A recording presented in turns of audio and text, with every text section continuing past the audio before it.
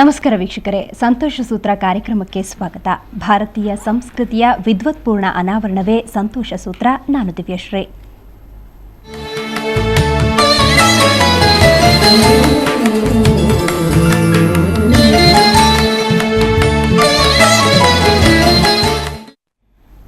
ಇವತ್ತಿನ ಸಂತೋಷ ಸೂತ್ರ ಕಾರ್ಯಕ್ರಮವನ್ನು ಒಂದು ಕಥೆಯೊಂದಿಗೆ ಆರಂಭಿಸೋಣ.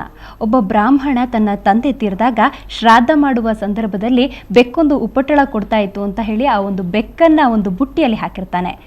ಇದೇ ಒಂದು ಆಚರಣೆಯನ್ನು ಗಮನದಲ್ಲಿಟ್ಕೊಂಡಂತಹ ಆ ಬ್ರಾಹ್ಮಣನ ಮಗ ತನ್ನ ತಂದೆ ತೀರಿ ಹೋದಾಗ ಅದನ್ನೇ ಆಚರಣೆಯಾಗಿ ಬಳಸ್ಕೊಳ್ತಾನೆ, ಮೂಢನಂಬಿಕೆಗೆ ಒಳಗಾಗ್ತಾನೆ. ಅದರಿಂದ ಯಾವುದೇ ಒಂದು ಸಂಪ್ರದಾಯ ಇರ್ಬೋದು, ಆಚರಣೆ ಇರ್ಬೋದು, ಇವುಗಳನ್ನು ನಾವು ಪಾಲಿಸುವಾಗ ಅದು ನಂಬಿಕೆಯ ಮೂಢನಂಬಿಕೆ ಅನ್ನೋ ಪರಾಮರ್ಶೆ ಅಗತ್ಯ.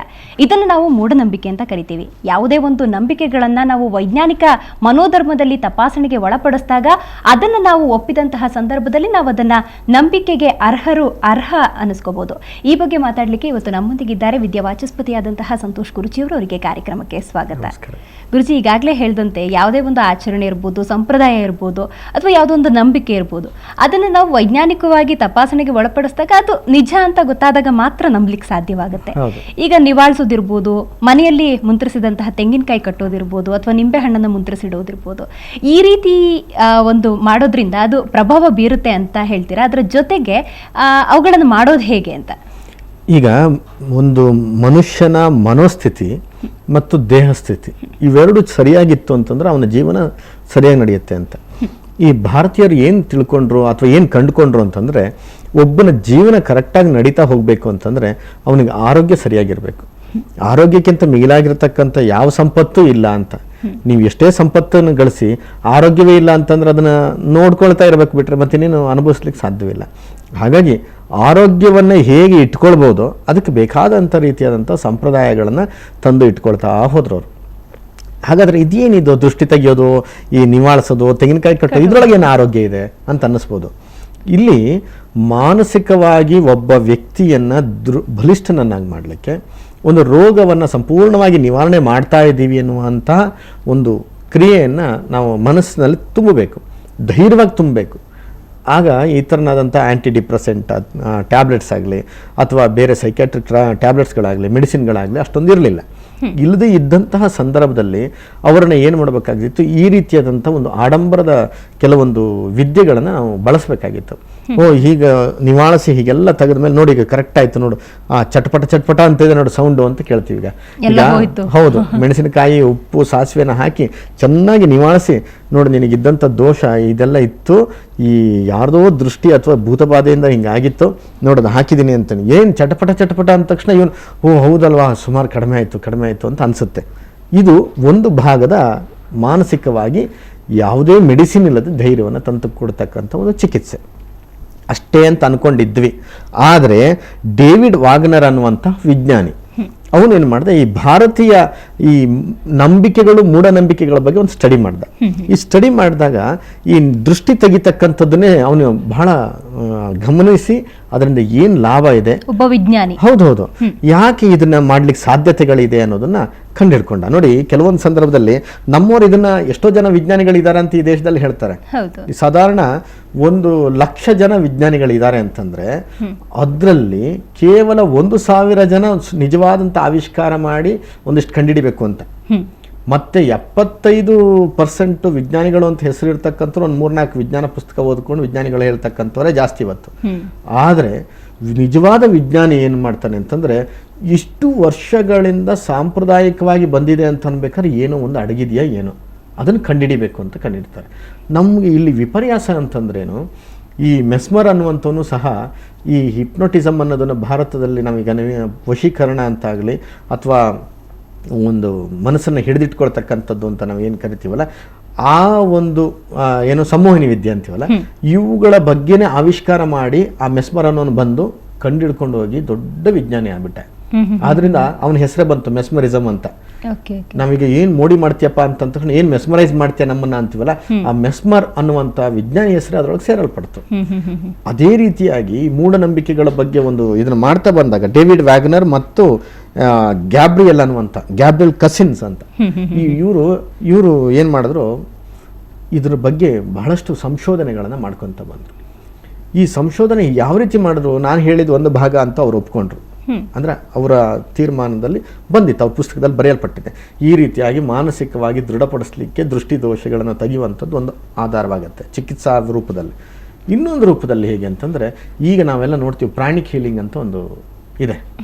ನಿಮಗೆ ಕಾಯಿಲೆ ಇದೆ ಅಂತಂದಾಗ ಸಂಪೂರ್ಣವಾಗಿ ಆ ದೇಹ ವ್ಯಾಪಿಸಿರ್ತಕ್ಕಂಥ ಒಂದು ಪ್ರಭೆ ಇದೆಯಲ್ಲ, ಆ ಪ್ರಭೆಯಲ್ಲಿ ನೆಗೆಟಿವ್ ಎನರ್ಜಿಯನ್ನು ತೆಗೆದು ಸೈಡಿಗೆ ಹಾಕೋದು, ಆಮೇಲೆ ಈ ಕಡೆಯಿಂದ ತೆಗೆದು ಸೈಡಿಗೆ ಹಾಕೋದು. ನೀವು ನೋಡಿರ್ಬೋದು ಕೆಲವೊಂದು ಸಂದರ್ಭದಲ್ಲಿ ಚಿಕಿತ್ಸೆ ನಡೆಸ್ತಕ್ಕಂಥವ್ರನ್ನ ಟಿವಿಗಳಲ್ಲೂ ತೋರಿಸಿರ್ತಕ್ಕಂಥದ್ದು. ಅವರಲ್ಲಿ ಯಾವುದೇ ಮೆಣಸಿನಕಾಯಿ, ಉಪ್ಪು, ಚಟ್ನಿ, ಮತ್ತೊಂದು ತೆಂಗಿನಕಾಯಿ, ನಿಂಬೆಹಣ್ಣು ಏನೂ ಇರೋದಿಲ್ಲ, ಹಾಗೇನೆ ತೆಗೆದು ಹಾಕ್ತಾ ಇರ್ತಾರೆ. ಅವಾಗ ಆ ನೆಗೆಟಿವ್ ಎನರ್ಜಿಯನ್ನು ತೆಗೆದು ಹಾಕಿ ಹೋದಾಗ ಬಾಡಿಯಲ್ಲಿ ಪಾಸಿಟಿವ್ ಎನರ್ಜಿ ಬರ್ಲಿಕ್ಕೆ ಶುರುವಾಗುತ್ತೆ.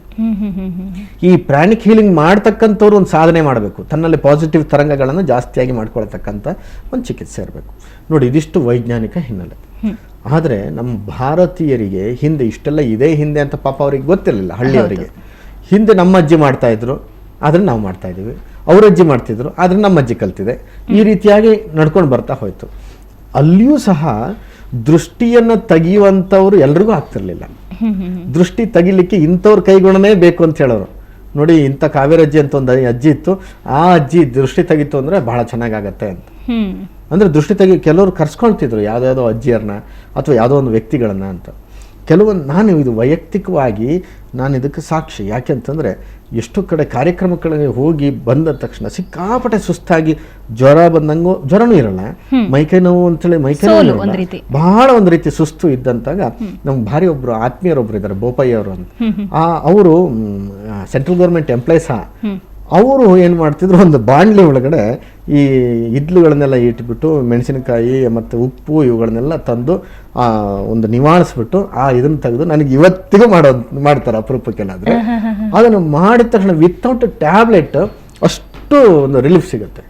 ಅದು ಹೇಗೆ ಸಿಗೋಕ್ಕೆ ಸಾಧ್ಯ ಇದೆ ಅಂತ ಇವ್ರಿಗೆ ಹೇಗೆ ಕಲ್ತ್ಕೊಂಡ್ರು ಅಂತಂದಾಗ, ಇವ್ರಿಗೆ ಯಾರೋ ಹಿಂದಿನವರು ಹೇಳ್ಕೊಟ್ಟಿರ್ತಕ್ಕಂಥ ವಿದ್ಯೆ. ಇಲ್ಲಿ ಗಮನಿಸಬೇಕಾದ್ದೇನು ಅಂದರೆ, ಒಬ್ಬೊಬ್ಬ ವ್ಯಕ್ತಿಯಲ್ಲಿ ಆ ಪಾಸಿಟಿವ್ ತರಂಗಗಳು ಜಾಸ್ತಿ ಉತ್ಪತ್ತಿ ಆಗ್ತಕ್ಕಂಥದ್ದು ಅಥವಾ ಇನ್ನೊಂದು ನೆಗೆಟಿವ್ ತರಂಗಗಳನ್ನು ಅಂದರೆ ಆ ಎನರ್ಜಿನ ಎಳ್ಕೊಳ್ತಕ್ಕಂಥ ಶಕ್ತಿ ಕೆಲವರಿಗೆ ಮಾತ್ರ ಇರುತ್ತೆ. ಅವರು ಈ ರೀತಿಯಾಗಿ ನಿವಾಳಿಸೋದ್ರಿಂದ, ಈ ಪ್ರಾಣಿಕ್ ಹೀಲಿಂಗ್ ಅಂತಲೇ ಆ ಕೈನಲ್ಲಿ ಏನೋ ಇರುತ್ತೋ ಅದು ಬೇರೆ ದ್ರವ್ಯಗಳನ್ನೇ ಬಳಸ್ಬೋದು. ಅವುಗಳನ್ನು ಬಳಸಿ ಅದನ್ನು ಹೇಳ್ಕೊಂಡು ತೆಗೆದು ಇದು ಹೊರಗಾಗ್ತಂಥದ್ದು ಇದೆಯಲ್ಲ, ನಿಜವಾಗ್ಲೂ ನೆಗೆಟಿವ್ ಎನರ್ಜಿ ಹೋಗ್ತಕ್ಕಂಥದ್ದು ಸತ್ಯ. ನಾವು ಇದರೊಳಗೆ ಮೂಢನಂಬಿಕೆ ಅಂತ ನಾವು ಅಂದ್ಕೊಂಡ್ರೂ ಸಹ ಮೂಢನಂಬಿಕೆಗಳನ್ನು ವರ್ಜಿಸಬೇಕು. ಯಾವುದಕ್ಕೆ ಗೊತ್ತಾ? ಎಲ್ಲಾದರೂ ಸಮಾಜಕ್ಕೆ ಆಘಾತ ಉಂಟಾಗುತ್ತೆ ಅಂತಾದರೆ, ಈ ಆಚರಣೆಯಿಂದ ಮೂರನೇ ವ್ಯಕ್ತಿಗೆ ತೊಂದರೆ ಆಗ್ತದೆ ಅಂತಾದರೆ, ಅಥವಾ ಸಮಾಜವನ್ನು ಕಲುಷಿತಗೊಳಿಸ್ತಿದ್ದೀವಿ ಅಂತಾದರೆ, ಅಥವಾ ಇನ್ನೊಬ್ಬರನ್ನ ಕಿತ್ತು ತಿನ್ನಲಿಕ್ಕೋಸ್ಕರವಾಗಿ ಇದನ್ನು ಬಳಸ್ಕೊಳ್ತಿದ್ದೀವಿ ಅಂತಾದರೆ ಮಾತ್ರ ಇದನ್ನು ವರ್ಜಿಸಬೇಕು. ಇದು ಯಾವುದೋ ಆ ಥರದ್ದಿಲ್ಲದೆ ಇದ್ದಾಗ ಇದನ್ನು ಆಚರಣೆ ಮಾಡ್ತಕ್ಕಂಥದ್ರೊಳಗೆ ಯಾವುದೇ ದೋಷಗಳಿಲ್ಲ. ಒಬ್ಬ ಮಗುವಿಗೆ ದೃಷ್ಟಿ ತೆಗೆದ ತಕ್ಷಣ ಏನು ಸಮಾಜ ಕೆಟ್ಟ ಹೋಯ್ತು ಈಗ ಅಲ್ವಾ? ಹಾಗಂತೇಳಿ ಈ ದೃಷ್ಟಿ ತೆಗೆಯುವಂಥ ವಾಡಿಕೆಗಳಲ್ಲೇ ಕೆಲವೊಂದು ಅನಾಚಾರಗಳು ಸೇರ್ಪಡೆಯಾಗಿವೆ. ಯಾವುದು ಅಂತಂದರೆ ಈ ಬರೆ ಹಾಕ್ತಕ್ಕಂಥದ್ದು, ಹೌದು, ಆಮೇಲೆ ಈ ಎಣ್ಣೆಯನ್ನು ಸ್ಪ್ರೇ ಮಾಡ್ತಕ್ಕಂಥದ್ದು, ಕೆಲವೊಂದು ಕಡೆ ದೃಷ್ಟಿ ಅಂತ ಹಿಂಗೆ ತೆಗೆಯೋದು, ಅದೆಲ್ಲ ಎಲ್ಲ ಸ್ಪಾಟ್ ಆಗುತ್ತೆ, ಅಲ್ಲೇ ಬೊಕ್ಕೆಗಳು ಬರ್ತಕ್ಕಂಥ ಸಾಧ್ಯತೆಗಳಿದೆ. ಆಮೇಲೆ ಕೆಲವೊಂದು ಕಡೆ ಈ ಪರಕೆ ಕಡ್ಡಿ ಇದೆಯಲ್ಲ, ಈ ಕಡ್ಡಿನ ಬೆಂಕಿ ಹಚ್ಚಿಬಿಟ್ಟು ಹೀಗೆ ಮಾಡಿಬಿಟ್ಟು ಕೆಲವೊಂದು ಕಡೆ ಆ ಕಡ್ಡಿನ ಮೈ ಮುಟ್ಸುವಂಥದ್ದು, ಇವೆಲ್ಲ ಅನಾಚಾರಗಳು. ಈ ದೃಷ್ಟಿಯಲ್ಲಿ ಇಲ್ಲದೆ ಇರತಕ್ಕಂಥ ಅಥವಾ ನಿವಾಳಿಸ್ತಕ್ಕಂಥ ಪದ್ಧತಿಗಳಲ್ಲಿ ಇಲ್ಲದೆ ಇರತಕ್ಕಂಥ ಒಂದು ಇದು. ಇವುಗಳು ಎಲ್ಲಿಂದ ಬಂತು ಅಂತ ಹುಡುಕ್ಲಿಕ್ಕೆ ಶುರು ಮಾಡಿದಾಗ ಈ ತಂತ್ರವಿದ್ಯೆಗಳು ಅಂತ, ಈ ತಂತ್ರವಿದ್ಯೆಗಳಲ್ಲಿ ಇದೊಂದು ರೀತಿಯಾದಂಥ ತಂತ್ರ. ಅಂದರೆ ತಂತ್ರ ಅಂತಂದ್ರೆ ಏನು? ಯಾವುದನ್ನಾದರೂ ನಿವಾರಿಸಲಿಕ್ಕೆ ಉಪಯೋಗಿಸಬಹುದಾದಂತಹ ಒಂದು ಜಾಣತನವೇ ಈ ತಂತ್ರ. ಅದರಿಂದ ಯಂತ್ರ ಮಂತ್ರ ತಂತ್ರಗಳಲ್ಲಿ ತಂತ್ರವಿದ್ಯೆಗೆ ಸಂಬಂಧಪಟ್ಟಿರ್ತಕ್ಕಂಥದ್ದು ಈ ದೃಷ್ಟಿ ತೆಗಿತಕ್ಕಂಥದ್ದು. ಮತ್ತಷ್ಟು ಮಾತಾಡೋಣ ಗುರುಜಿ. ಈಗೊಂದು ಬ್ರೇಕ್ನ ನಂತರ ಸಂತೋಷ ಸೂತ್ರ ಕಾರ್ಯಕ್ರಮ ಮುಂದುವರಿಯುತ್ತೆ.